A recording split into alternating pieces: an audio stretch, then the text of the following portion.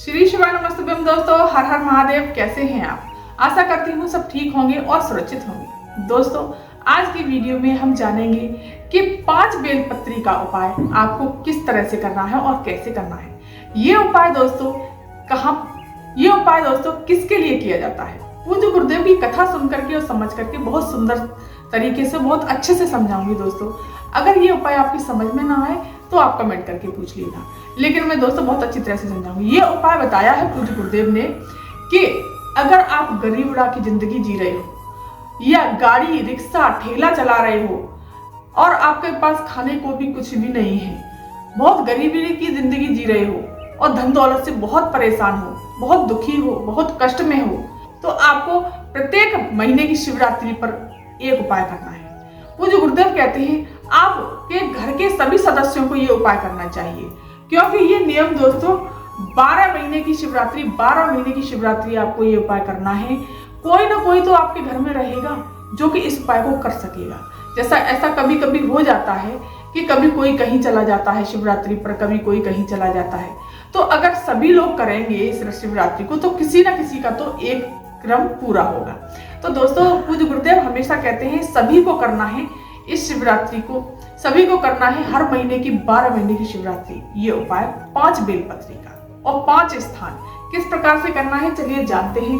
दोस्तों, पूज्य गुरुदेव कहते हैं कि अगर आपने 12 महीने की शिवरात्रि ये उपाय करने से कर लिया तो आपके जीवन से सारे कष्ट दुख तकलीफ दूर हो जाएंगे। अगर आपका घर अपना नहीं है, किराए के मकान में रहते हैं, जमीन जायदाद नहीं है, प्लॉट नहीं है, मकान नहीं है, कुछ भी नहीं है आपके यहाँ और ठेला चला रहे हैं, तो भी भगवान भोलेनाथ आपकी इस उपाय को करने से आपके घर से दरिद्रता चली जाएगी और धन दौलत आपके यहाँ आने लगेगी। तो चलिए जानते हैं ये उपाय किस प्रकार से करना है। तो दोस्तों, सबसे पहले आपको तांबे का कलश लेना है, उसमें जल भरना है आपको अपने घर से। जल पूज्य गुरुदेव हमेशा कहते हैं अपने घर से, अपने परंडे से भरना चाहिए।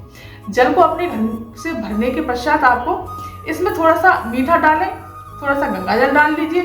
इस प्रकार से ये उपाय दोस्तों सुबह के समय भी कर सकते हैं आप, और अगर शाम के समय प्रदोष काल के समय करना है तो आप प्रदोष काल के समय पर भी कर सकते हैं। और दोस्तों, आपको पूजा की थाली पूरी लगा करके ले जानी है। चंदन ले जाइए, चंदन, चावल, मीठा और इत्र, बेलपत्र, 5 बेलपत्री ले जानी है, कलावा, दीपक, जो भी आप पूजा का सामान ले जाते हैं, जिस प्रकार से आप पूजा करते हैं वो सामान आप ले जाइए, लेकिन बेलपत्री सिर्फ 5 ही ले जानी है आपको। और पूज्य गुरुदेव एक बात और बताऊं दोस्तों, बहुत सी माताएं बहनें क्या करती हैं कि डिब्बी से ही चंदन लाती हैं और यूं करके पटक देती हैं। चावल लाएंगी बस थोड़ा सा ऐसे नहीं। अगर उपाय कर रहे हैं या पूजा पाठ कर रहे हैं तो आपको अपनी प्लेट में लगा करके लेके आना चाहिए सामान, उसी में से नहीं चढ़ाना चाहिए। तो दोस्तों, इस प्रकार से करना है। आपको ये जल का लोटा लेकर के पहुंच जाना है देवाधिदेव महादेव के शिव मंदिर में पहुंच करके शिवलिंग के पास जाकर के खड़े हो जाना है, उत्तर दिशा की तरफ मुख करके। पूज्य गुरुदेव हमेशा कहते हैं उत्तर दिशा की तरफ मुख करके अगर हम खड़े होते हैं तो कोई भी उपाय करते हैं तो उसकी कामना भोलेनाथ बहुत जल्द पूरी करते हैं। यहाँ पर खड़े होकर के सबसे पहले गणेश जी के स्थान पर जल समर्पित करना है। इस प्रकार से गणेश जी के स्थान पर, फिर कार्तिकेय जी के स्थान पर, फिर माता सुख सुंदरी के स्थान पर, माता रानी के हस्तकमल पर, फिर शिवलिंग पर। इस प्रकार से जल समर्पित कर दीजिए। और जल समर्पित करने के पश्चात आपको नंदी पर भी जल समर्पित कर देना। जिस जगह आप जल समर्पित करते हैं वहां हर जगह जल समर्पित कर दीजिए। फिर आपको जल थोड़ा बचा लेना है। फिर आपको क्या करना है दोस्तों, चंदन ले लेना है। चंदन लेकर के आपको इस प्रकार से त्रिपुंड बनाना है शिवलिंग पर। श्री शिवाय नमस्तुभ्यम मंत्र का जाप करते हैं 3 उंगलियों से त्रिपुंड बना दिया।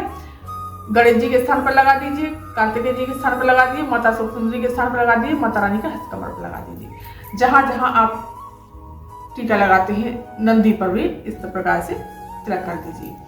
अब दोस्तों, चावल समर्पित कर देने हैं। इस प्रकार से आप सब जगह चावल समर्पित कर दीजिए। ये 5 बेलपत्र वाला उपाय है दोस्तों। मीठा समर्पित कर दीजिए। इत्र अगर लगाना चाहते हैं तो इत्र लगा दीजिए। जो आप पूजा की सामग्री लेकर जा गए हैं वो सब आप इस तरह से समर्पित कर दीजिए। इत्र लगा दीजिए। मेरे भोलेनाथ को इत्र बहुत पसंद है। इस तरह से इत्र लगा दीजिए। और अब जानते हैं सबसे पहला बेलपत्र। दोस्तों, बेलपत्र हमेशा साफ सुथरी बेलपत्र होनी चाहिए, साबुत, एकदम साफ सुथरी। खंडित बेलपत्री नहीं होनी चाहिए, एकदम साफ सुथरी बेलपत्री होनी चाहिए। इस पर थोड़ा सा चंदन लगाएंगे हम। तो सबसे पहली बेलपत्र हमको कहाँ समर्पित करनी है? अपनी कामना कहते हुए, कामना कहिए ना कहिए, पूज्य गुरुदेव ने कहा है 12 महीने की शिवरात्रि आती है, प्रत्येक शिवरात्रि को ये उपाय करना है। भोलेनाथ अपने आप आपकी मनोकामना पूरी कर देंगे, अपने आप समझ जाएंगे कि आपको क्या चाहिए। गरीब राह की जिंदगी भी आपकी बिल्कुल बहुत अच्छी भगवान भोलेनाथ कर देंगे। तो आपको यहाँ से इस बेलपत्री को पकड़ना है, यहाँ से इस प्रकार से, और अशोक सुंदरी के स्थान पर इस तरह से आपको समर्पित कर देना है।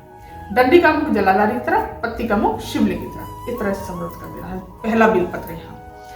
अब जानते हैं दोस्तों दूसरा बेलपत्र। दूसरा बेलपत्र कहाँ पर समर्पित करना है? देखिए दोस्तों, इस तरह से चंदन लगाकर ही बेलपत्र समर्पित करना चाहिए। पूज्य गुरुदेव हमेशा कहते हैं चंदन लगाइए, चाहे कुछ भी है, चाहे एक चावल का दाना ही क्यों न लगाए, लेकिन बेलपत्र पर हमेशा कुछ न कुछ लगाकर ही समर्पित किया जाता है। तो इसको भी यहाँ पर पकड़ करके जो शिवलिंग है, जो माता रानी का हस्तकमल है, ये कटी भाग है, तो यहाँ पर आपको किस प्रकार से बेलपत्री समर्पित करनी है, ये बात दोस्तों बहुत ध्यान से सुनना और समझना। इस बेलपत्र के ये जो पत्तियां हैं, इस तरह से आपको समर्पित करना है, इस तरह से, इस प्रकार से समर्पित करना है, इस तरह से, जो कटी भाग पर ऐसे करके आए, 2 पत्तियां आए, इस तरह से आपको समर्पित करना है माता रानी के हस्तकमल पर। अब तीसरा बेलपत्र शिवलिंग पर समर्पित, वो भी यहीं से पकड़नी है आपको, इस तरह से, और अपनी कामना बोलनी है, और इस तरह से तीसरी बेलपत्र यहाँ समर्पित करनी है। अब चलिए जानते हैं कि चौथी बेलपत्र आपको कहाँ समर्पित करनी है। इस पर भी आप इस तरह से लगा लेंगे चंदन। चौथी बेलपत्र समर्पित करनी है आपको जहां से जल नीचे गिरता है, यहाँ जो स्थान है शिवलिंग को छोड़कर, जलाधारी को छोड़कर जो जल नीचे गिरता है यहाँ पर, वो भी बेलपत्री का डंडी का मुख इधर की तरफ होना चाहिए, और यहाँ अपनी कामना कहती है। और 5वीं बेलपत्र आपको समर्पित करनी है जो नंदी का उठा हुआ भाग है, उठा हुआ पैर है ना, ये वाला जो दबा हुआ पैर है दोस्तों, यहाँ नहीं करना, ये उठा हुआ पैर है, यहाँ पर इस तरह से नंदी के उठे हुए पैर पर इस तरह से आपको समर्पित कर देनी है बेलपत्र। इस तरह से समर्पित करने के पश्चात दोस्तों आपको अपनी मनोकामना बोलनी है, अपनी मनोकामना बोलनी है और प्रणाम करना है। प्रणाम करने के पश्चात आपको फिर ये जल 5 जगह आपको समर्पित करना है। सबसे पहले माता अशोक सुंदरी के स्थान पर इस तरह से, फिर माता रानी के हस्तकमल पर, फिर श्री शिवा नमस्ते मंत्र का जाप करके शिवलिंग पर, फिर जहां बेलपत्री जो जल चढ़ाई आपने वहां पर, और फिर नंदी के पैर पर, इस प्रकार से आपको समर्पित कर देना है। और जो जल बचे वो शिवलिंग पर फिर सारा जल समर्पित कर देना। इस तरह से जल समर्पित करने के पश्चात भगवान भोलेनाथ को प्रणाम करेंगे। गणेश जी के स्थान को, कार्तिकेय जी के स्थान को, माता अशोक सुंदरी के स्थान पर हाथ रख करके, और फिर यहाँ प्रणाम करके माता रानी के हस्तकमल पर प्रणाम करके, भोलेनाथ को प्रणाम करके, सभी को प्रणाम करने के पश्चात आरती करेंगे भोलेनाथ की। आरती करने के पश्चात सीधे आपको प्रणाम करने के पश्चात अपने घर चले आना है। दोस्तों ये प्रत्येक शिवरात्रि को करना है, बहुत सुंदर सा उपाय है, आप करके तो देखिए, एक बार नियम लेकर के देखिए। महीने में दोस्तों एक बार आती है शिवरात्रि, एक दिन तो ये काम कर ही सकते हैं आप, तो ये इस उपाय को जरूर करिए। तो दोस्तों ये थी जानकारी आज की।